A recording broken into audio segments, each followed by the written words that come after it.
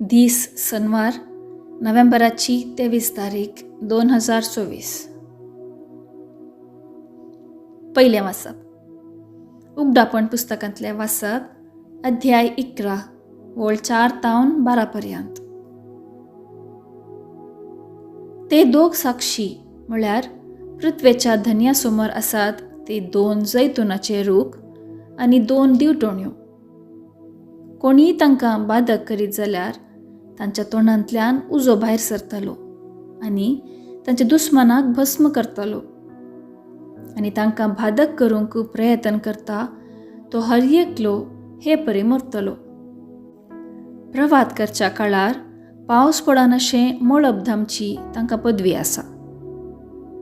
उदाक रक्तान बदलूंची आनी आपले खुशे प्रमाणे भुमीचेर सर्व तराची ख्यास्त खरगां धाडची पदवी तांकां आसा.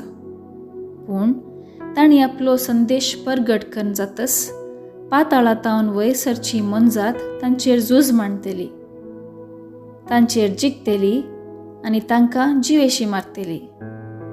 तांची मडी त्या व्हड शहराच्या बिदींनी पडोन आसतली.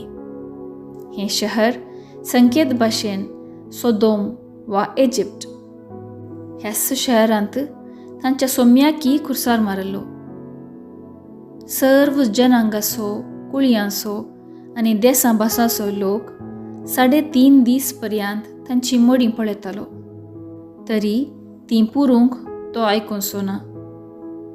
ते मेले म्हणून पृथ्वीचे सगळे निवासी गंमत करतले आनी संतोषान एकामेकां इनामां वांटतले, कित्याक हे दोगी प्रवादी संवसारांत जायत्या कश्टां वळवळांक कारण जाल्ले.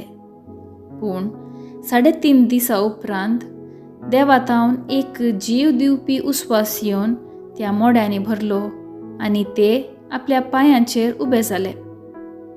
तांकां पळयल्ले ते भियान शिरी सुकले. तेदवां हांगा वयर येया म्हणून सर्गींतावन एक व्हड ताळो त्या प्रवाद्यांनी आयकलो. अशें आपल्या दुस्मानांच्या दोळ्या मुखार एक कुपाचेर ते सर्गार सोडून गेले. देवाचे उतर हें देवाचे व्हड उपकार. कीर्तन 144 1b 2 9-10. श्लोक. म्हजें खडप जावन आसलो देव सदैव जावं. सदैव जावं देव म्हजें खडप. तो म्हज्या बावळ्यांक झुजा विद्या, म्हज्या हातांक लढायेची तरबेती दिता. श्लोक. म्हजें खडप जावन आसलो देव सदैव जावं.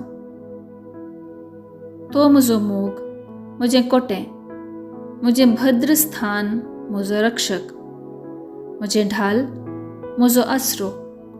तसो म्हज्या लोकाक म्हजे राजवडके खाल दवरता. श्लोक. म्हजें खडप जावन आसलो देव सदैव जावं. तुज्या मनशाक देवा एक नवें गीत गाता. 10 सरयांचे किन्नरेचेर तुका वंदिता. तुंच राजांक जैत दिताय. तुवेंच तुज्या सेवका दाविदाक तलवारींतलो निवारलाय. श्लोक. म्हजें खडप जावन आसलो देव सदैव जावं. शुभ वार्ता. सान लुका प्रमाणे जेजू क्रिस्ताची शुभ वार्ता अध्याय 20 वळ 27-40 पर्यंत. उपरांत थोडे साधुसेव मेल्ल्यांचें जिवंतपण ना म्हणटात ते जेजू सरशीं येवन अशे सवाल करी लागले. मेस्त्री, कोण एकलेसो भाव लग्न जावन भुरगें नासतना मरत जाल्यार ताच्या भावान सरल्याचे स्त्रिये लागीं लग्न जावन मेल्ल्या आपल्या भावाक संतत उत्पन्न करी जाय म्हणून मोयजेन आमकां कायदो बरोवन घाला न्ही. तर 7 जण भाव आशिल्ले. मालगडो लग्न जालो आनी भुरगीं नासतना मेलो. उपरांत दुसरो आनी तिसरो ताचे बायले लागीं काजार जाले. अशें 7 जण तिचे लागीं लग्न जाले आनी संतत नासतना मेले. शेकी ती स्त्री मेली. तर मेल्ल्यांचें जिवंतपण जावच्या दिसा त्या 7 जाणां भितरल्या कोणाची बायल ती जातेली? ते 7 जण तिचे लागीं लग्न जाल्ले. जेजून तांकां जाप दिली.